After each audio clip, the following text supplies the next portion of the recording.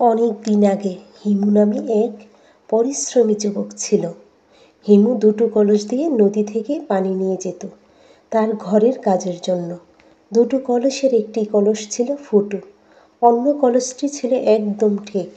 একদিন হিমু দুটো কলস দিয়ে পানি নিয়ে যাচ্ছিলেন। এমন সময় ভালো কলসটি ফুটো কলসকে বলল, তুমি মাত্র অর্ধেক কলস পানি মালিককে দিতে পারো, আমি আমার মনিবকে পুরো কলস ভর্তি পানি দিতে পারি, তাই আমি তোমার থেকে শ্রেষ্ঠ। ভালো কলসটি সব সময় ফুটো কলসটিকে অপমান করত। ফুটো কলসের তাই মনে খুব দুঃখ, তার মালিক তাকে পুরোপুরি ব্যবহার করতে পারে না।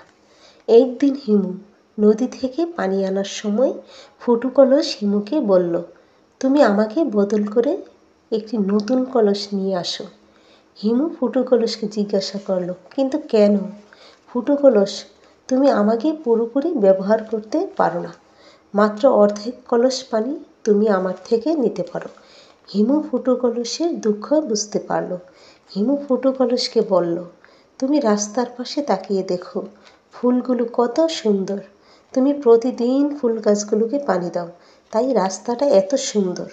তুমি অন্য পাশে তাকিয়ে দেখো, অন্য পাশে কোনো ফুল গাছ নেই, আমি তোমাকে ব্যবহার করি যাতে তুমি ফুল গাছগুলোকে পানি দিতে পারো। ভালো কলস ফুটো কলসের উপকারিতা দেখে তার ব্যবহারের জন্য লজ্জিত হলো এবং দুঃখ প্রকাশ করলো। তারপর ভালো কলস এবং ফুটো কলস বন্ধু হয়ে গেল। শিক্ষা, কারো দুর্বলতা নিয়ে কখনো মজা করতে নেই।